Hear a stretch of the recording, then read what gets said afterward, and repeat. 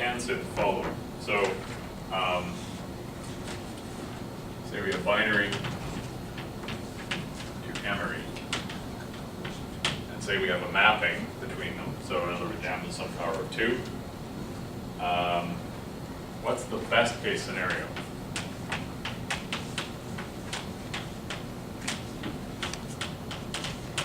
Best case scenario is that you confuse two symbols and only make one bit error. So for instance, in M-ary, let's say this is 16-ary, and you send 12 and decide 13. And let's use the usual decimal mapping. So 12 in binary is 1100, and 13 in binary is 1101.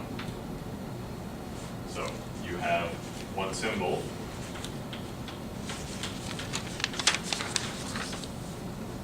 and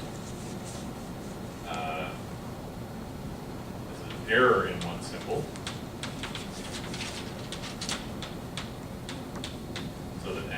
And making an error in one symbol, you made an error in one bit. So now we have the number of symbol errors is equal to the number of bit errors. That is the absolute best case scenario. So there's no way to make less than one bit error and still make a symbol error. So the number of bit errors must be at least the number of symbol errors. What's the worst case scenario?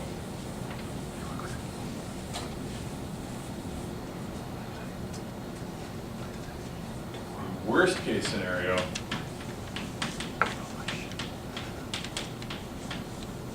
what do you think it is? What's the worst case scenario?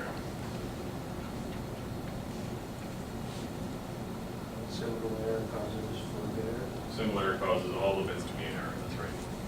So, for instance, in 16-ary, let's say we send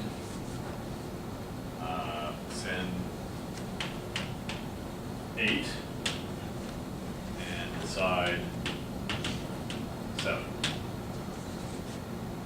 So if we send 8 in binary, that's 1000. Decide 7, that's 0111.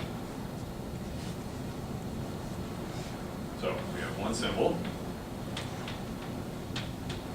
and one symbol error.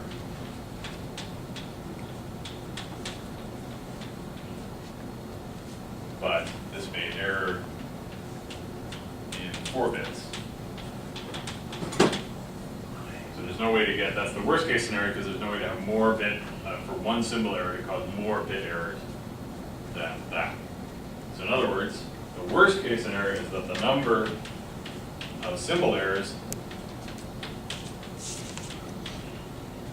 is equal to, well in this case it's 4, but generally it's log base 2 of m,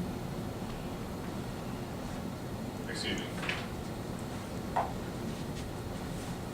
the number of symbol errors times the number of bits per symbol,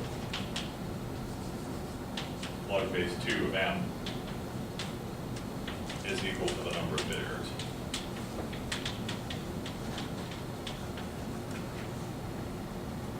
So let's set that up in a string of inequalities. This is the best case scenario, this is the worst case scenario. So therefore, number of symbol errors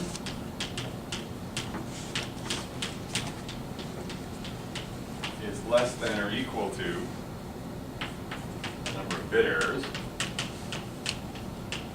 and the number of bit errors is less than or equal to the worst. So the number of bit errors is greater than or equal to the best case, which is the number of symbol errors, and is less than or equal to the worst case, which is log 2m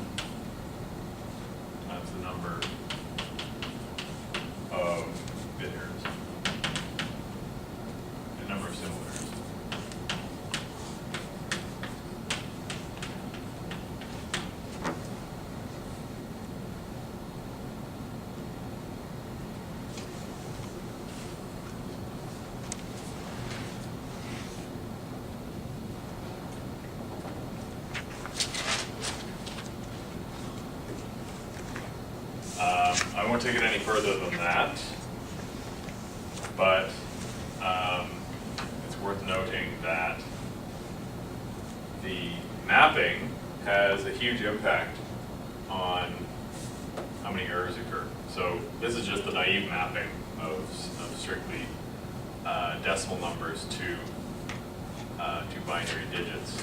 But we see that in some cases, having adjacent symbols like this is okay. You're most likely to make an error with an adjacent symbol. So for instance, if we have S12, S13 here, and S12 here, you're most likely to confuse these guys. You're most likely to confuse adjacent symbols. So if this is the most likely event, what you want to do is you want to surround each mapping point with changes in 1 bit. This is the opposite of that. This is a bad design, because if S8 is here and S7 is there and they're adjacent, this is a likely error to make.